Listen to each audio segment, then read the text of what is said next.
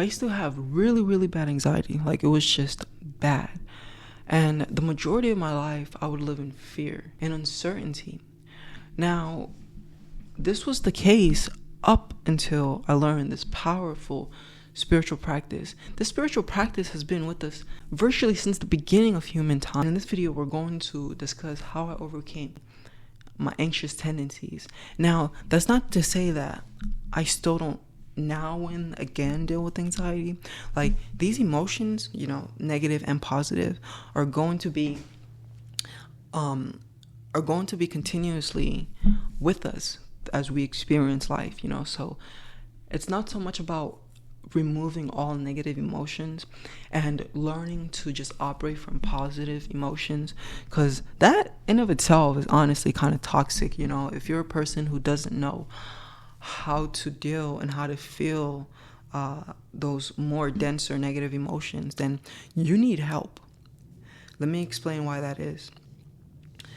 And before you can heal it, you must feel it, right? So we shouldn't try to restrict certain emotions and ignore certain emotions. Like, just because you repress an emotion doesn't mean you've dealt with it. That emotion is still there. The only problem with you repressing your emotions is that all of a sudden this emotion is now inside of you. You know what I'm saying? And it's operating from behind the scenes. So you need to deal with anger. You cannot repress it. You need to deal with anxiety, depression, fear. All of these emotions need to be dealt with, and they need to be felt. You need to, in a way, learn to negotiate with yourself, learn to communicate with yourself and introspect, and ask questions like, why are you feeling this way? How is this affecting you truly, etc. Now, when it comes to me, I've had various experiences that have been very traumatic. When I was 10 years old, I got strangled almost to death, you know what I'm saying? Fast forward, when I was 14 years old, you know what? Forget 14. Let's talk about 12. When I was 12, I got into some trouble with like this gang. with this gang, you know what I'm saying? And they did not like me. And unfortunately, they knew my neighborhood. They knew where I lived. And so I would at times be outside and I would have to watch my back, because they wanted blood. And these gang members, they had guns and they had this and the third and the fourth. I mean, I was 12 years old, so I doubt that they would have done anything extreme, but they were like 17, you know what I'm saying? So they weren't far away from my age as well. And so at that period of time, I would like, they would pull up on me, right? And I would have to run, and whilst I would run, I would take like alleys and things like that, and I would run into the dark, and I would run with like a sense of fear, you know what I'm saying? And then fast forward, at the age of 14, I got shot in my chest, and I'm not a victim in this event and in this incident. Everything that happened, I actually brought upon myself. So I always like to remind people that I'm not a victim, but I was responsible for that action, for that event, you know what I'm saying? Like, I did that to myself, essentially. Now, having that experience was very, very traumatic, right?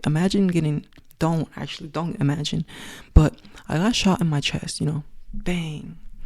And that experience really, really, really traumatized me. And what was crazier about that experience was I actually died, like I flatlined. They wrote my death time down, and they had told my mother that I did not make it, you know what I'm saying? And it was a really, really sad day, but fortunately I had an out-of-body experience. My life is a journey, but within my life I've also journeyed to the other side and came back, you know what I'm saying, which is beautiful and very valuable for me as a spiritual teacher. having had such an experience. But yeah, so that happens, and then that really traumatized me. And so after that, the majority of my life from then and on, up until I discovered this powerful spiritual practice and I started to apply it, I was living in fear, living in restriction, and stuck in the past for the majority of my experiences. You know what I'm saying? And then one day, this was really as a result of me contemplating and me praying and meditating and asking a higher power to help me, because I really felt like I was screwed. Like, I felt suicidal, I felt depressed, I felt anxious, and at one point I was on antidepressant meds too, but I stopped taking those medications. I've never really been a fan of medications because obviously it's poison, and instinctively I knew that I was poisoning myself. So even though and my experience with antidepressants was, it didn't per se help me deal with my depression and anxiety. What it really did was it numbed me. It made me numb, and it made me not feel anything. And I was in this really weird space of evilness. Like, that's what it felt like. I felt like I was practicing witchcraft upon myself and casting dark spells on myself by taking these medications. And pharmacia, you guys, the word pharmacy does come from a Latin word, the Latin word pharmacia, which means potions and spells. So yes, when you engage in medications, you are engaging in a modern form of spells and potions. But yeah, so I went through that experience, where I was taking all of these medications, and at one point I stopped taking certain medications, and ironically I would look up on Google, like, how do I get high on this medication, like what is the dosage for me to have a reality altering, a conscious altering experience. Because at that point I was in a state where I wanted to escape reality so bad, you know what I'm saying? And so I would abuse these medications because I didn't want to take them, because I knew that they weren't 100% helping me, low-key poisoning me. So I did went through that little phase in my life, where I experimented with these prescription drugs. And to this day, I always give gratitude that I never slipped into like opioid addiction or anything like that, because they gave me a lot of opioids, and fentanyl was one of them, you know what I'm saying? Because I got shot in my chest, you guys. But fortunately, I never really, and it's really because I'm a very mental person who doesn't even like being in my body, you know what I'm saying? I'd rather be in my mind, in my head, you know what I'm saying? So cannabis has always had an appeal for me because it gets me high, whereas pills and things like that numb you down have never really been an appeal for me. But so that happened, you know what I'm saying? But yeah, so pretty much in that phase of my life, I was experimenting with drugs, and I was afraid, like I was scared to touch weed, because that was the reason why I got shot to begin with. I got shot because I was addicted to weed, and I would break into houses with a group of other kids, and that's how we would sustain our addiction. And so after getting shot and coming back, I thought that weed was the problem or whatever, and I would stay away from it, you know what I'm saying? And so one day, because everyone at school smoked weed, eventually I started smoking weed again. And one day, ironically, it was 420 out of all of the days for me to relapse. It was 420, and I went 90 days without smoking weed up until April 20th. I go to school, and I'm just confused because I look around me, and it seemed like everybody was, wearing like weed related like clothing, accessories, etc. So you know, the power of suggestion. So everywhere I'm looking, like, cannabis is being suggested to me. And then I start to hear, like, because I've always been spiritually tapped in, you know, even when I wasn't aware, like, consciously of spirituality. I've always been spiritual one way or another. So I walk to I walk to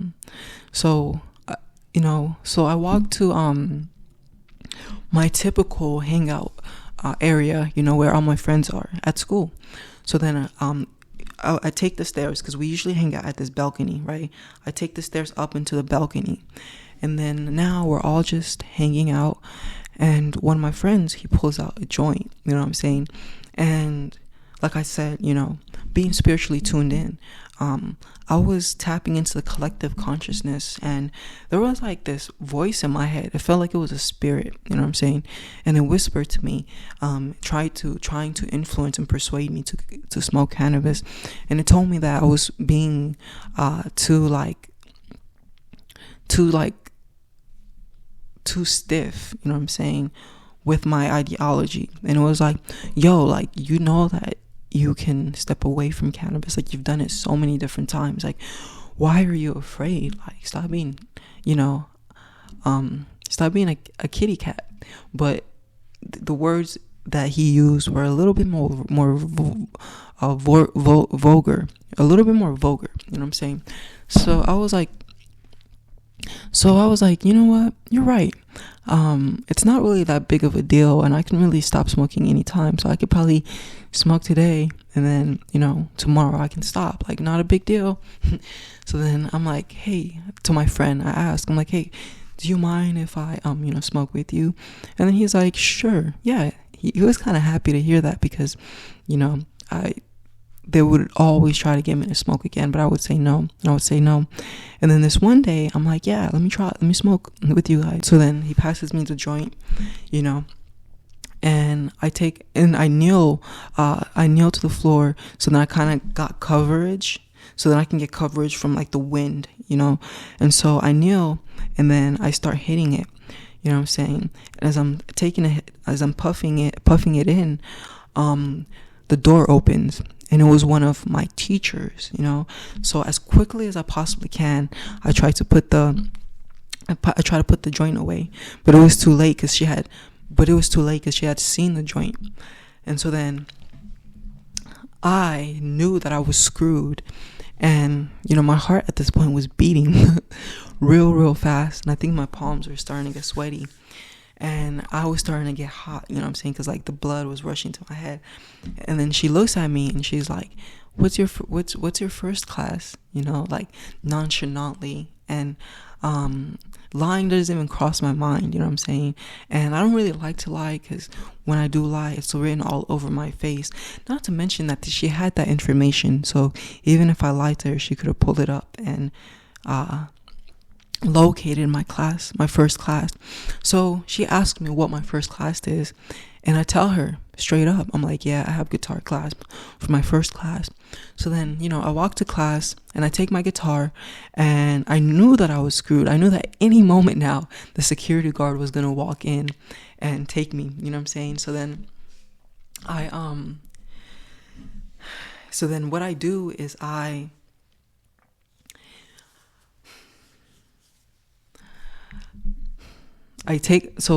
then what I did was I took my guitar as usual, and instead of playing it, I held it. You know, I was like hugging my guitar for a greater sense of security, and I knew that any moment now the security guard was going to walk through the door.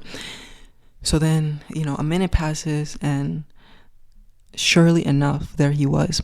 And so he talks to my teacher, and at one point I hear them.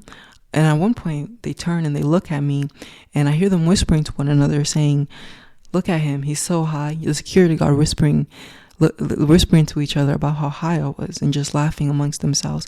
And then the security guard, he notions to me to come, you know what I'm saying?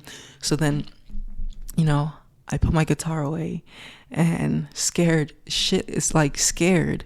you know, I walk with him. And then, honestly, at this point, I know I was screwed, but I never ever said that I was high, like I denied it, which makes no sense because, my teacher saw me smoking the weed. And on top of that, it was 420. So, okay. She takes me to the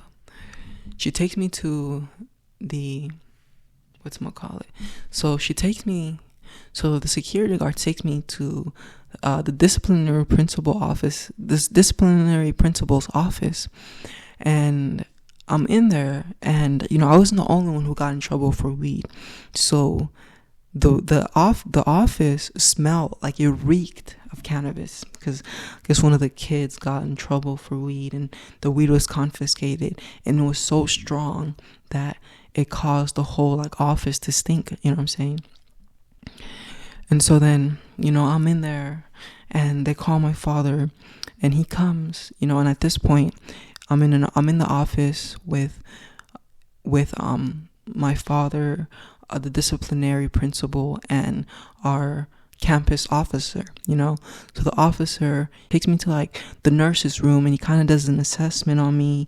He looks at my eyes, he looks at my tongue, and I guess there was some green residue on my tongue, and my eyes were red, and this and the third. So he confirmed that I was high. And so then, my father, whilst we were in the office, he just blatantly reveals how I got shot in the chest and how I died, and this and the third.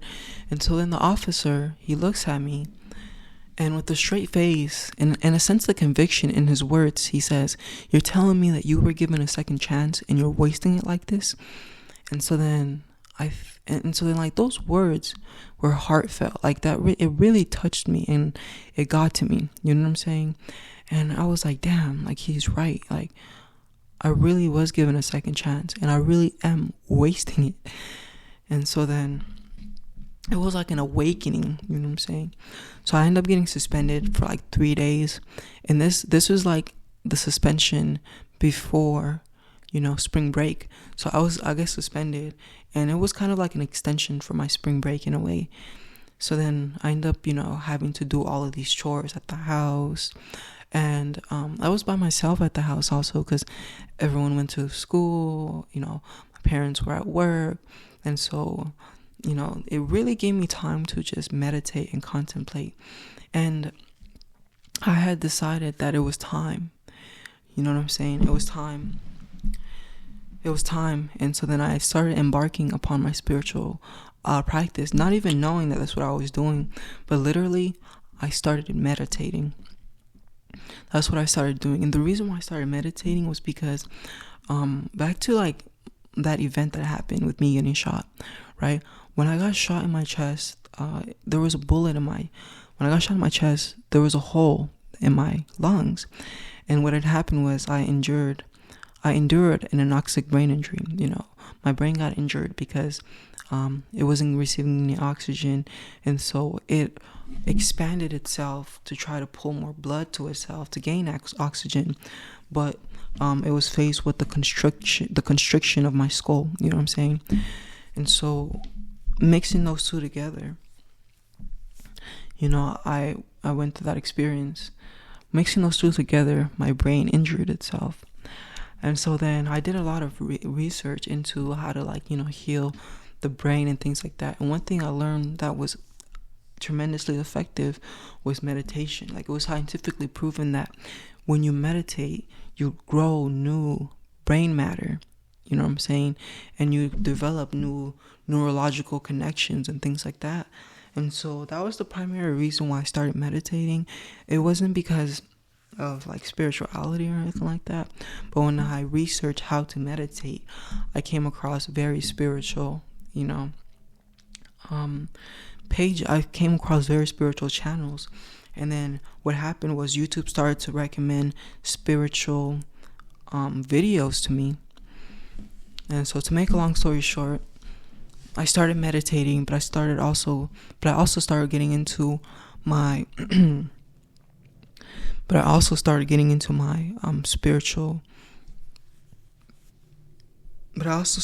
spirituality. And so what really had helped me in regards to relieving my fear, depression, and anxiety was astrology. Because you see, what it did for me was it really helped. You see, what it did for me was it really helped to make sense of my life. It really helped me understand why my life was the way that it was, why I was the way that it was. And one tremendous fear that I had was purpose. Like I would feel like I had no purpose and I didn't know what to do with my life. And what astrology really did was it helped me understand like my purpose for existing, like why I was the way that I was, what my strengths were, and what my challenges were as well. So it really helped me get to work. Now, it wasn't like now, astrology was the blueprint, you know what I'm saying? Now, astrology was the foundation. What really, really benefited me was tapping into the different branches of astrology, because I started to learn alchemy, which is the science of transmutation, commonly known as the science of turning lead into gold. And when I started to learn alchemy, that was when I started to understand that when it comes to our mind, it is a mechanism that organizes consciousness. And the way that it organizes consciousness is determined by our focus and attention. And the majority of my life, I was operating from, astrologically, I have a Saturn moon conjunction, and Saturn is universally the planet of doubt, fear, anxiety, safety. It's connected with fear and safety because the reason why we have fear within us, it's connected to that primal desire for self-preservation. We fear for our life because we want to preserve our lives. So Saturn, yes, is connected both with fear and safety as well. So I had this aspect in conjunction between Saturn and the moon, and because both Saturn and the moon are negative and magnetic, when I wasn't trying and I was just living, what I would attract to myself and the energy that I would passively be in was like that energy of Saturn conjunct my moon. Let's talk about what the moon deals with. The moon deals with how you react and respond. The moon deals with your emotions and how it is that you're receiving life and assimilating within your mind those experiences that you have in life. So for me, I would experience life through this lens of negativity, restriction, and fear, But it was only once I learned that and so what it did for me was it helped me realize that, okay, my mind is like a series of connected wires, you know what I'm saying? And it is a system of like connected, is like a series of systems that are connected, you know what I'm saying? Like we have one group of neurons, and then we have another group of neurons which are reflective to functions in the mind, memories, thoughts, emotions, etc. And the majority of the neurons that I was activating through my attention, that I was giving power to and energy, it's like you want to think of it like these neurons, in order for them to operate and function, need electricity. And the way that you give them electricity is by focusing on those things and thus lighting them up. And so because I had that, Saturn moon conjunction, and it was so prominent, the majority of the neurons within my brain that I would light up dealt with Saturnian things, So I would live in restriction, and the way I would react and respond was, because the moon and Saturn also deal with the past, I would live the majority of my life reacting and responding to the experiences that happened in the past. You know what I'm saying? So what had happened for me was I was stuck, pretty much. I was stuck in the past, you know what I'm saying? And so then what I started to learn was that I also had a Sun Jupiter conjunction. Now, the Sun deals with the present, you know what I'm saying?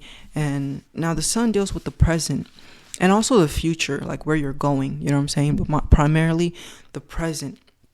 And then Jupiter is the planet of beneficence,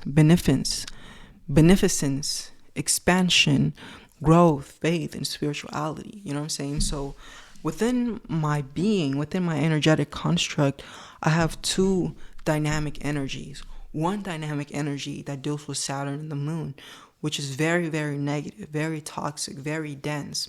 And in so many in so many ways, it was that Saturn moon conjunction that contributed to the harsh experiences I had in my childhood, because that's what the moon deals with. It deals with your childhood. But meanwhile, Saturn deals with pretty much being persecuted, going through harsh experiences. You know what I'm saying? Mars is also a tremendous contributor within my birth chart. You know what I'm saying? The energy of Mars deals with strife and hardship, and it also deals with violence. And ironically, you guys, the day that I got shot, September 23rd, 2016, within the sky, Saturn was in Sagittarius, conjuncting my Mars. You can't tell me that astrology isn't real. You know what I'm saying? Because it's not you can't say that this is coincidence either. Saturn was conjuncting my Mars in my third house. The third house is the house of environment. You see, and I got shot in my environment, my local environment. I got shot like 5-6 miles away from my school. You know what I'm saying? And on top of that, I got shot while I was engaging with one of my schoolmates, and we were doing some things we weren't supposed to. So it's crazy how like a year ago when I went back to revisit those experiences and look at the sky, it's crazy how much correlation there was. I was like, holy crap, like that's insane. But yeah, so it wasn't just astrology that really helped me understand. It wasn't just astrology that helped me navigate my anxiety and depressive energies. It was my understanding of the laws of the universe, especially the law of mentalism, which states that everything is mental, and then the law of vibration, which states that everything is vibrating at one frequency or another. And that led me to assess and analyze my vibration, which led me to the law of correspondence, which led me to applying the law of correspondence. The law of correspondence states, as within, so without, and as above, so below, meaning that my internal vibration was attracting to me experiences around me. You know what I'm saying? And so knowing that vibration was a real thing, I started to fight as hard as I possibly can to ensure that I was vibrating at a higher frequency. You know what I'm saying? To ensure that I wasn't vibrating in fear. And so I've read, at this point, hundreds of self-development books. You know what I'm saying? I've read a bunch of them, and the books that I found to be most important, I not only read them once, I read them 3 times or more. You know what I'm saying? So I've integrated with this information. So it wasn't just my understanding of astrology, but from my understanding of astrology, I gained tremendous principles about reality, because astrology is beyond just characteristics and personality traits. That's like 10% of astrology. I am a professional astrologer. I can help you decipher your birth chart and really understand your own energetic makeup as well. You know what I'm saying? And thus, as a result, help you navigate life with greater empowerment. So if you're interested, definitely reach out to me and I'll help you with that. I would love to help you with that. But yeah, so pretty much that's what happened for me. And now, every single day I wake up with the intention to operate from my Sun Jupiter conjunction, not my Moon Saturn conjunction. You know what I'm saying? And I also intentionally operate from other placements within my birth chart. Really, you want to look at it like this. Your birth chart is a mapping of your subconscious mind. And right now, you have a series of right now your mind is used to used to navigating and allowing energies to flow in a specific way, and the way that the energy is flowing within your mind dictates how you feel, how you think, but also the experiences that you have. You know what I'm saying? But what you can do is you can redirect the energy. What you can do is you can redirect the way that the energy flows within your mind. And as a result, successfully, you know what I'm saying? And as a result, successfully, and as a result, like successfully, and as a result, successfully, change the way that you feel, but also change the way that you are experiencing life and the experiences that you attract to yourself. When I am operating from my Saturn Moon conjunction, my experiences are a lot more different. Through my Saturn Moon conjunction, I live in a constricted and confined way where I'm living in the past. But through my Sun Jupiter conjunction, I'm living in a more expansive manner where I'm more integrated with my spirituality and my awareness that I am more than just this. And my awareness that I am way more than just this physical body, and also the fact that I'm connected to a higher power as well. You know what I'm saying? And a lot of people ignorantly go through life not even knowing their birth charts, which is so sad and unfortunate. Like, one of the best things you can do for yourself is invest within your birth chart to better understand your energies. Like, if honestly I didn't integrate and gain such depths of astrology as I have today, I would still be operating from post-trauma, from PTSD. I would still be operating from PTSD, and I would be very anxious, and I would be one of those mental illness victims. But I'm not. You know what I'm saying? But I'm not, you know what I'm saying? And that's not to say that I live my life completely in like love and light and positive emotions and happiness. I don't. You have to understand that's not natural. Like, even when we look at the seasons, we have spring and summer where everything is vibrant, right? And everything is vibrant and everything is just more energetic and lively. But then we also have winter and fall where everything starts to die and deteriorate.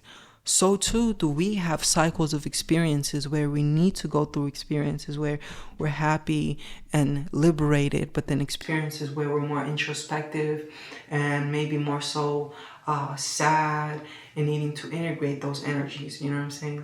Now here's the thing, you guys.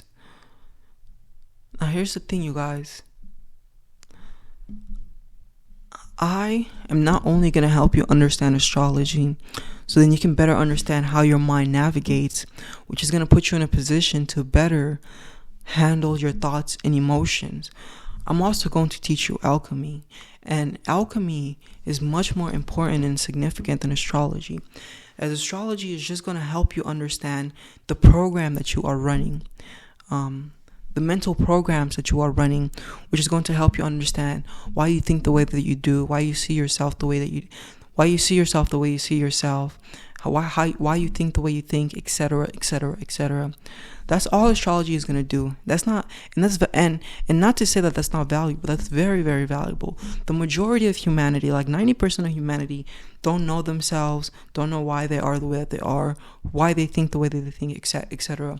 So knowing this information alone is going to put you ahead of the majority of humanity.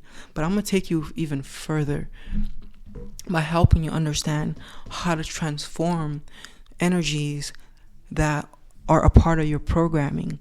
Literally, you're becoming a spiritual coder, you know what I'm saying? And you're going to learn how to change the different codes within your mind, you know what I'm saying? So then you can operate differently. So then you can go from being anxious, fearful, and afraid to being in a more empowered state where you can also help others liberate and expand themselves. That is what I'm interested in doing and contributing.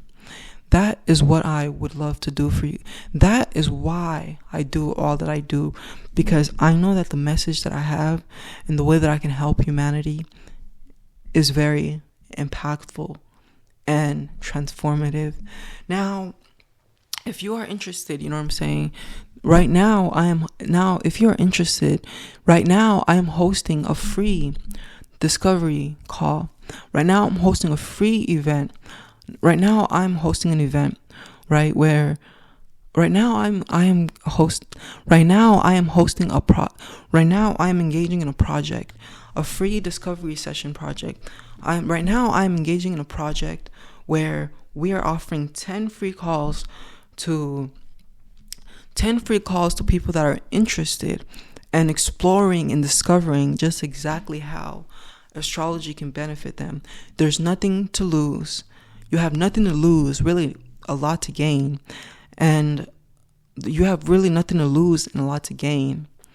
And if this is something you're interested in, then I definitely highly encouraging you leaving a comment below or reaching out to us directly. You know what I'm saying? Leaving a comment below or reaching out to us directly. After the call, you know, you will have a greater sense and understanding of self-empowerment and self-transformation, where you will know what you need to do to get yourself, to empower yourself, you know what I'm saying? Now, definitely reach out and let me know if this is something that you're interested in. Spots are very limited, as I'm only doing 10 of these calls for free. And yes, thank you for tuning in, and I would love to hear from you guys. Peace and namaste.